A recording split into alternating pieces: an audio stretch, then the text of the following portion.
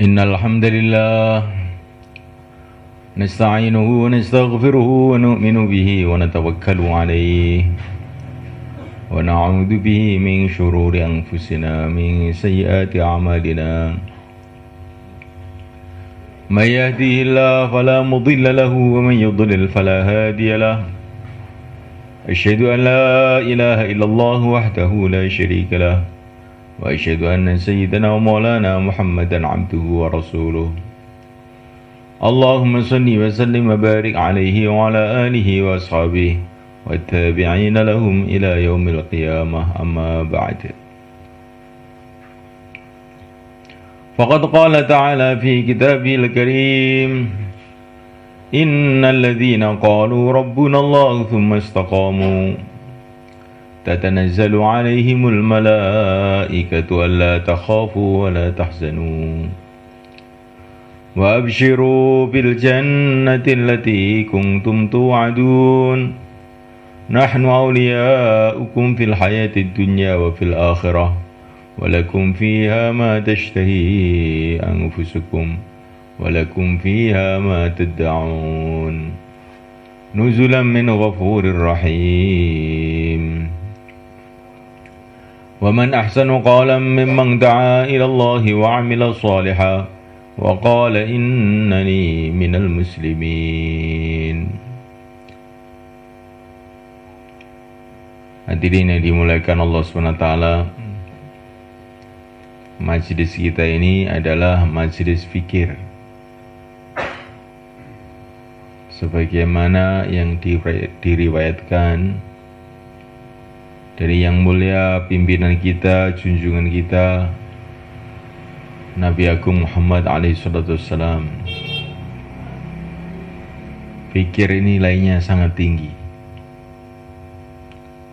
Satu hari baginda Nabi bertanya kepada seorang sahabatnya,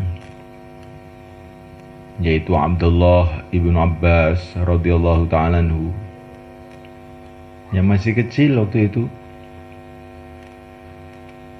dan sekaligus juga merupakan keponakan beliau.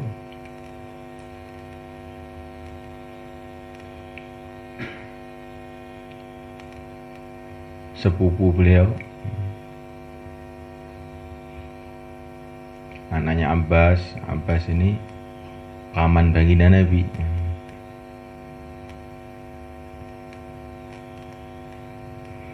Maka Nabi bertanya kepada Abdullah bin Abbas, "Ya Abdullah, apa yang sedang kamu fikirkan?" Maka Abdullah mengatakan, "Yang sedang saya fikirkan ya Rasulullah adalah tanda-tanda keagungan Allah yang telah menciptakan alam semesta ini." Jadi Abdullah bin Abbas pada waktu itu memikirkan tanda-tanda keagungan Allah yang telah menciptakan alam semesta ini. Semua yang ada di alam semesta ini adalah tanda-tanda keagungan Allah, kehebatan Allah. Adanya matahari terbit dari timur, tenggelam di barat, membawa cahaya ke bumi ini yang sudah beribu-ribu tahun, berjuta-juta tahun tanpa henti-henti, merupakan tanda keagungan Allah SWT. Wujudnya langit yang begitu luas dengan bintang-bintang yang bertebaran, yang jumlahnya miliun-miliun, triliun-triliun, gak ada yang tahu jumlahnya. Tanda keagungan Allah. Wujudnya daratan, lautan, gunung-gunung, tumbuh-tumbuhan yang beraneka ragam, yang hijau, yang kuning, yang pahit, yang manis, yang untuk makanan, untuk jamu, untuk segala macam keperluan, untuk bumbu-bumbuan, tanda keagungan Allah SWT. Allah menciptakan merica, menciptakan pala, menciptakan lombok, menciptakan garam. Coba ini kalau kita makan garam, makan sambal, makan ikan, makan ayam. Kita bayangkan kalau Allah itu tidak menciptakan bumbu-bumbu semacam ini, kayak apa kita makan tuh? Anyep saja. Tanda keagungan Allah SWT. Hembusan angin.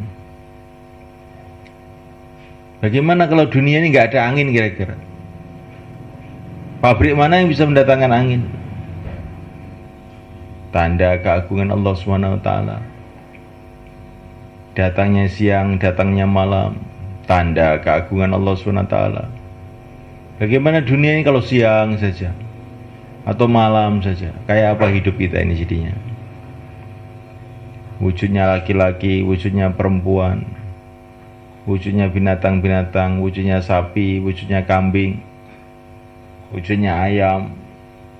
Semua adalah tanda-tanda keagungan Allah SWT. Setetes air pun tanda keagungan Allah SWT. Karena setetes air ini kalau tidak diciptakan oleh Allah, seluruh dunia mau menciptakan setetes air nggak bisa. Seluruh dunia mau menciptakan sebutir pasir nggak bisa. Kalau orang mau mikir, sebutir pasir pun tanda keagungan Allah SWT. Kalaupun di dunia ada manusia pandai, itu pun tanda keagungan Allah SWT, karena Allah yang menciptakan mereka. Jangan kita takjub dengan makhluk apa saja, takjublah dengan yang menciptakannya, Allah Subhanahu wa ta'ala. Inilah yang kurang lebih yang difikirkan oleh Sayyidina Abdullah bin Abbas. Maka baginda Nabi suka dengan fikir Abdullah bin Abbas ini. Maka beliau mengatakan, fikir kamu ini Abdullah lebih baik daripada ibadah setahun yang tidak ada fikir demikian. Kalau ibadah dengan fikir demikian, ya pahalanya sudah tambah banyak lagi. Kemudian baginda Nabi SAW berjumpa dengan Sayyidina Abu Hurairah radhiyallahu ta'ala anhu. Maka baginda Nabi bertanya, "Hai Abu Hurairah, yang kamu pikirkan apa sekarang?" "Ya Rasulullah, yang saya pikirkan itu mengenai keadaan akhirat nanti bagaimana." Mikirkan keadaan akhirat. Bagaimana alam kubur, bagaimana padang mahsyar yang 50.000 tahun, bagaimana sirat, bagaimana surga, bagaimana neraka. Di akhirat cuma ada 2 tempat yang begitu luas. Surga yang disediakan oleh Allah untuk orang-orang iman, istana-istana dari emas, dari intan, sungai-sungai dari susu, dari madu, kenikmatan yang tidak ada batas. Di sanalah tempatnya para nabi, para rasul, para wali Allah, dan orang-orang yang beriman. Tempat yang begitu indah sekali, nggak bisa dibayangkan. Seumpama kita pernah melihat surga, kita dikasih dunia seisinya ini gratis pun nggak akan mau.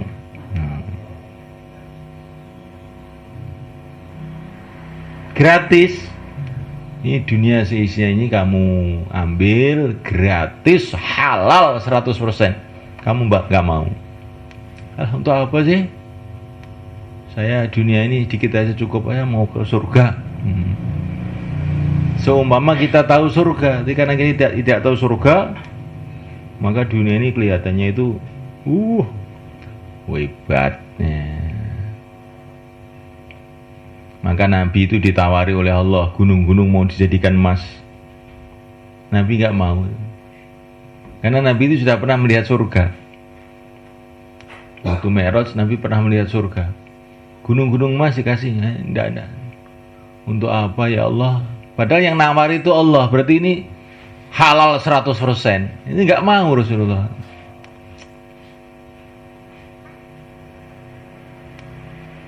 Kita bayangkan kalau kita ini sudah punya rumah dari emas, rumah dari intan, Terus ada orang nawari rumah dari bambu. Kira-kira mau nggak? Loh ini gratis loh Pak. Alah ngreget-ngregeti nggon ae. Wis pek dhewe ngono. Nah. Enggak mau kita. Namulakan Allah SWT. Maka Sayyidina Abu Hurairah yang dipikirkan keadaan akhiratnya. Maka Nabi suka dengan fikir Abu Hurairah nih. Maka beliau mengatakan, Abu Hurairah kamu mikir demikian ini lebih baik dari ibadah 7 tahun yang tidak mikir. Ibadah 7 tahun gak mikir akhirat, akhirnya ibadah itu mikir duit aja ibadahnya itu. Akhirnya bukan jadi ibadah. Kemudian baginda Nabi berjumpa dengan sahabatnya yang paling mulia, Sayyidina Abu Bakar As-Siddiq radhiyallahu ta'ala anhu. Nabi bertanya, kalau kamu apa yang kamu pikirkan Abu Bakar? Maka Abu Bakar mengatakan, yang saya pikirkan ya Rasulullah, bagaimana seluruh umatmu ini masuk surga semua. Saya ingin semua umatmu ini dapat hidayah masuk surga semua. Ini kalau orang itu mikir umat, ini berarti sudah semua kepikir ini.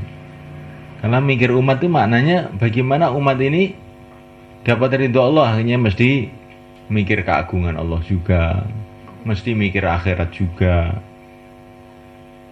masih ditambah lagi mikir orang lain. Jadi mikir umat ini komplit, 3 itu ada semua.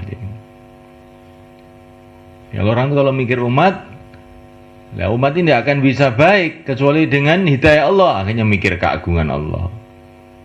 Orang itu kalau mikir umat, lah semua umatnya akan ke akhirat, akhirnya mikir ke akhirat. Saya itu mikir ya Rasulullah, bagaimana umatmu semua masuk surga. Maka Nabi mengatakan, pikir kamu ini Abu Bakar seperti ibadah 70 tahun. Nah, kita ingin biasa itu, otak kita ini kita gunakan untuk 3 ini. Mikir tanda-tanda keagungan Allah, mikir akhirat, mikir umat. Bagaimana umat itu amal agama semua? Kenapa kita kok mikir begitu? Biar kita dapat pahala 70 tahun. Walaupun kita ini masih lemah, tolah-tolah, tapi kita mikir umat. Supaya kita dapat pahala 70 tahun ibadah. Ibadah itu 1 menit aja sudah nilainya tinggi sekali. Bagaimana 70 tahun ibadah? Maka mikir umat. Bagaimana umat dapat hidayah semua? Dan umat ini ceritanya mulai zaman Nabi Adam sampai sekarang akan mendapatkan hidayah kalau ada suasana dakwah. Ini ceritanya begitu. Jadi mikir umat itu maksudnya adalah bagaimana wujud suasana dakwah di kalangan umat ini. Di rumah-rumah ada dakwah, di masjid-masjid ada dakwah, di mobil-mobil ada dakwah, di pasar-pasar ada dakwah. Dakwah itu apa tuh? Mengingatkan orang kepada Allah itu loh. Mengingatkan orang pada akhirat itu namanya dakwah. Di dakwah itu bukan harus ceramah di podium, terus pakai protokol acara pertama. Itu bukan begitu itu. Dakwah itu mudah. Kalau kamu ketemu anaknya, nak, kamu ini hamba Allah, tinggal di bumi Allah, taatlah kamu kepada Allah. Ini sudah dakwah. Kalau ada hujan, kita bilang sama teman kita, ini Allah yang mendatangkan hujan ini. Kalau Allah nggak mendatangkan hujan, siapa yang bisa mendatangkan? Ini sudah dakwah. Dakwah itu mudah. Setelah dunia ini, akhirat, kita jangan terlalu terpesona, terlalu sedih dengan dunia ini. Ini sudah dakwah. Dakwah itu gampang bertenangin. Ya kalau wujud dakwah, maka akhirnya orang itu ingat pada Allah. Kalau ingat pada Allah, akhirnya amal agama. Lah supaya wujud dakwah itu bagaimana caranya? Nah ini, orang itu harus menyiapkan waktu untuk dakwah. Supaya wujud dakwah, orang itu harus menyiapkan waktu untuk dakwah. Supaya wujud pasar bagaimana? Orang-orang harus menyiapkan waktu untuk perdagangan. Supaya wujud sekolahan bagaimana? Orang-orang harus menyiapkan waktu untuk sekolahan. Supaya wujud pabrik bagaimana? Orang-orang harus menyiapkan waktu untuk pabrik. Supaya wujud pertanian bagaimana? Orang-orang harus menyiapkan waktu untuk sawah. Supaya ada dakwah kemana? Orang-orang harus menyiapkan waktu untuk dakwah. Ini segenah ini. Ini sudah jelas ini. Makanya untuk mewujudkan dakwah ini, kita ini harus kita siapkan. Laki-laki kita tiap hari 2,5 jam duduk di masjid mikirkan mewujudkan dakwah. Tiap bulan 3 hari untuk memikirkan dakwah ini. Tiap tahun minimal 40 hari. Yang belum 4 bulan, keluar 4 bulan. Setiap malam Jumat kumpul di markas mikirkan dakwah. Kalau ini kita buat 2,5 jam, 3 hari, 40 hari, 4 bulan, hadir malam markas. Nanti tiba-tiba dakwah ini hidup di mana-mana. Di mana-mana hidup dakwah. Ketika dakwah hidup di mana-mana, agama hidup di mana-mana. Akhirnya kita dapat pahala dari mana-mana. Pasar mendatangkan pahala, masjid mendatangkan pahala, sawah mendatangkan pahala, ladang mendatangkan pahala, kantor mendatangkan pahala. Semua mendatangkan pahala ketika di sana ada dakwah. Kalau pasar itu ada dakwah, kayak pasarnya orang Madinah zaman Nabi, maka di pasar itu ada dakwah, akhirnya orang pada amal agama di pasar. Akhirnya perdagangannya jadi baik, tidak tipu menipu, tidak ada pertengkaran, mengikuti syariat. Akhirnya dari pasar itu muncul orang-orang baik, muncul wali-wali Allah dari pasar. Ketika di ladang-ladang di Madinah ada dakwah yang digerakkan oleh Mus'ab bin Umair radhiyallahu ta'ala anhu, sahabat Nabi dikirim ke Madinah, namanya Mus'ab bin Umair, gerak di Madinah selama 1 tahun. Belum ada masjid, Madinah belum ada masjid waktu itu. Geraknya di ladang-ladang, kebun-kebun kurma, sumber-sumber air. Maka dari ladang-ladang, dari sumber-sumber air, kebun-kebun kurma, muncul wali-wali Allah. Muncul wali-wali Allah. Nah, mulaikan Allah SWT, maka kita betul-betul usaha. Ini ibu-ibu kita pikir, ini anaknya yang laki-laki. Kalau yang masih belajar di sekolahan, waktu perayaan dikeluarkan 40 hari atau berapa hari saja. Yang sudah tidak di sekolahan, diusahakan dikeluarkan. Berapa hari saja? 4 bulan, 40 hari, 3 hari. Suaminya didorong, suamiku, kamu keluar dari jalan Allah. Baru mikir saja kamu sudah dapat pahala 70 tahun. Kamu keluar 4 bulan, urusan anak, urusan kambing, urusan rumah, saya yang ngurus. Kamu berangkat 4 bulan. Kalau kamu berangkat 4 bulan, saya di rumah ngurus rumah, saya dapat pahalanya juga. Karena katanya dalam satu hadis, orang yang membantu orang keluar dapat pahala orang keluar. Kamu keluar, saya yang ngurus rumah, saya di rumah dapat pahala seperti orang keluar juga. Hei suamiku, hidup ini cuma sekali, nggak ada hidup 2 kali di dunia ini. Setelah dunia ini adalah akhirat selama-lamanya. Kamu kok belum keluar 4 bulan, terus bagaimana? Kamu rugi, saya rugi, anak-anak rugi, umat seluruh alam rugi. Nah, kalau kamu keluar 4 bulan, kamu dapat pahala, saya dapat pahala. Anak dapat berkah, umat seluruh alam dapat berkah semua. Cepat keluar 4 bulan. Ini tasnya, berangkat sekarang juga, jangan ditunda-tunda. Nah, kalau istri demikian ini, insya Allah di akhirat nanti ini yang akan menjemput kita di surga ini. Nah. Jadi kita ini ingin jadi istri model bagaimana? Nah, kita pikir. Kalau istri model tiap harinya belanja, mikir duit, tok wis akeh tunggale ombyokan, karungan. Nah, istri yang ngajak kepada agama, lah ini yang mahal. Istri yang ngajak berjuang, itulah istri-istrinya baginda Nabi SAW. Istrinya para sahabat. Ini yang untuk laki-laki, yang untuk ibu-ibu juga, yang belum pernah keluar 3 hari, ikut keluar 3 hari, diatur. Yang sudah keluar 3 hari, sekarang waktunya 15 hari.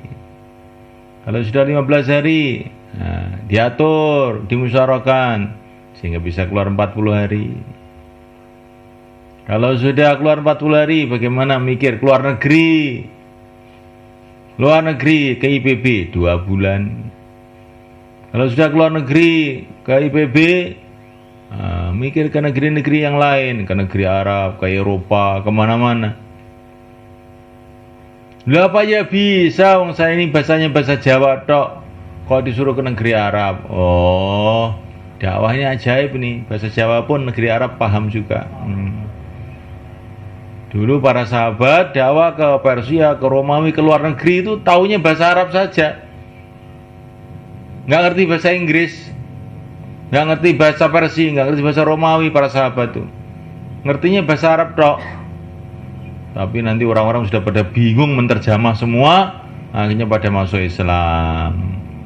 Kamu juga begitu, bisanya bahasa Jawa, pergi ke Arab. Nanti orang Arab terjemah bahasa Jawa kita. Nah, akhirnya orang-orang Arab pun mikir agama, mikir dakwah, kita dapat pahalanya. Ini kemarin jamaah dikirim ke Hong Kong sama ke Macau. Jamaah Masturat dari Semarang dikirim ke Macau. Macau itu tempatnya maksiat seluruh dunia itu di sana. Di sana itu sekarang itu ada dakwah. Itu ke Hong Kong nyebrang kira-kira 15 menit. Nah, di sana wes tempat rusak nggak karuan. Sekarang ada masjid. Nah, dikirim sama Mas Surot. Nah, wanita-wanita 4 pasang dikirim ke sana. Sudah ada 3 rumah siap. Sudah ada 7 rumah siap menerima di sana. Di tempatnya kerusakan, ketika ada dakwah hidayah datang. Maka ini dari Temboro mau kita kirim ke sana juga ini.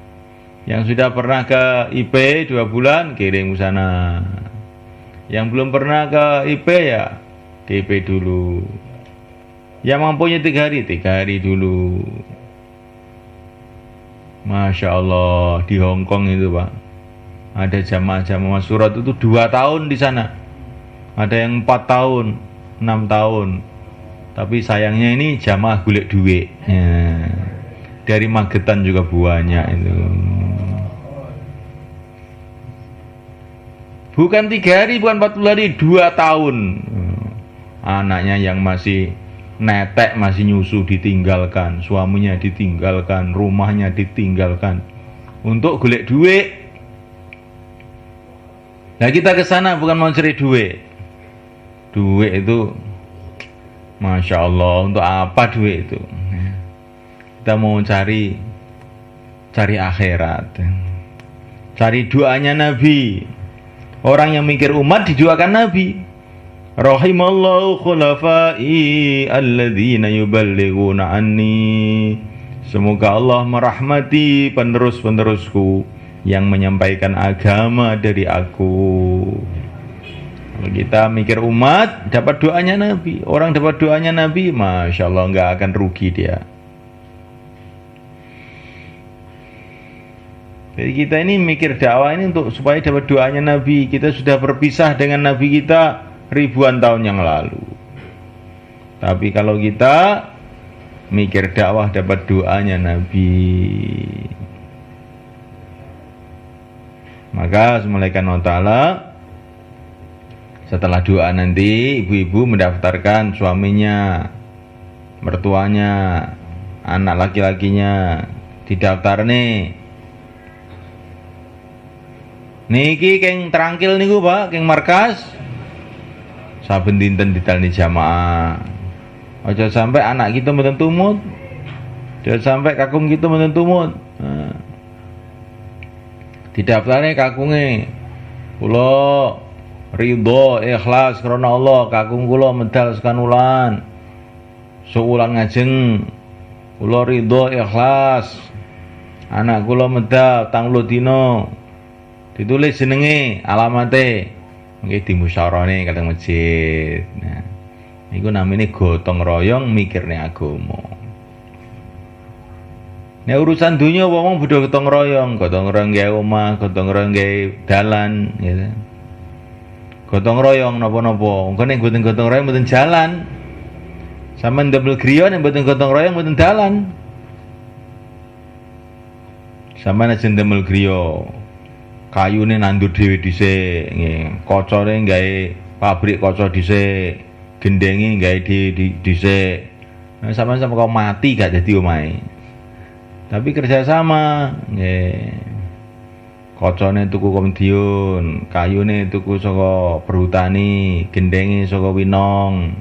Tukange wong-wong sing wis nukang niku dipikir bareng-bareng akhir dadi omah. Semanten iki agama ngoten niku kudu gotong royong. Aja wae urusane dhewe-dhewe iki, aja ngono, gotong royong. Tiang istri bantu tiang jaler bantu tiang istri, akhirnya urip agama iso metu tangulan, iso metu 30 dina, oleh ganjaran kabeh, oleh ridane Allah kabeh, ning swarga kabeh akhirnya. Gotong royong, nek mboten turun gotong royong, nah niki akhirnya cilaka kabeh akhirnya. Al-Fatihah. A'udzubillahi minasyaitonir rajim.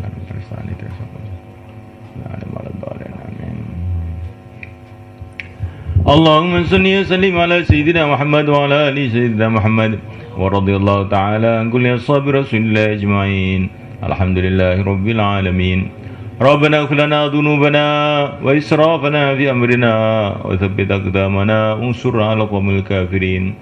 Ya Allah, ampunilah kami ya Allah. Ampunilah kedua orang tua kami ya Allah, ahli keluarga kami, teman-teman seperjuangan kami, santri-santri kami, tetangga-tetangga kami, anak cucu kami, orang tua kami, umat Islam seluruh alam ya Allah. Ya Allah, satukanlah hati kita, fikir mereka kita, langkah-langkah kita ya Allah, untuk kerjasama mengamalkan agamamu, menyebarkan agamamu di seluruh alam. Ya Allah, turunkan hidayah dalam hati kami. Ya Allah, turunkanlah hidayah ya Allah dalam hati ahli keluarga kami, anak cucu kami. Ya Allah, turunkan hidayah ya Allah untuk santri-santri kami, murid-murid kami. Ya Allah, turunkan hidayah untuk tetangga-tetangga kami, ahli kampung kami. Ya Allah, turunkan hidayah untuk para ulama, para umara, para santri-santri. Ya Allah, turunkan hidayah di seluruh alam. Turunkan hidayah di seluruh alam ya Allah. Turunkan hidayah di seluruh alam. Mudahkanlah hidayah di seluruh alam. Jadikanlah kami semua sebab hidayah seluruh alam. Ya Allah, terimalah kami ya Allah. Terimalah kami ya Allah untuk berkhidmat pada agamamu ya Allah. Terimalah keluarga kami ya Allah untuk berkhidmat pada agamamu ya Allah. Terimalah pesantren kami untuk berkhidmat pada agamamu ya Allah. Terimalah kampung kami untuk berkhidmat pada agamamu ya Allah. Terimalah masjid kami untuk berkhidmat pada agamamu ya Allah. Terimalah anak cucu kami ya Allah untuk berkhidmat pada agamamu ya Allah. Terimalah umat Islam ya Allah untuk berkhidmat kembali kepada agamamu ya Allah, sebagaimana para sahabat radhiyallahu ta'ala ajmain. Ya Allah, jadikanlah semua asbab hidayah seluruh alam. Ya Allah, jadikanlah semuanya asbab hidayah seluruh alam. Ya Allah, hidupkanlah kami dalam iman, matikanlah kami dalam iman. Hidupkanlah kami dalam Islam, matikanlah kami dalam Islam. Hidupkanlah kami dalam dakwah, matikanlah kami dalam dakwah.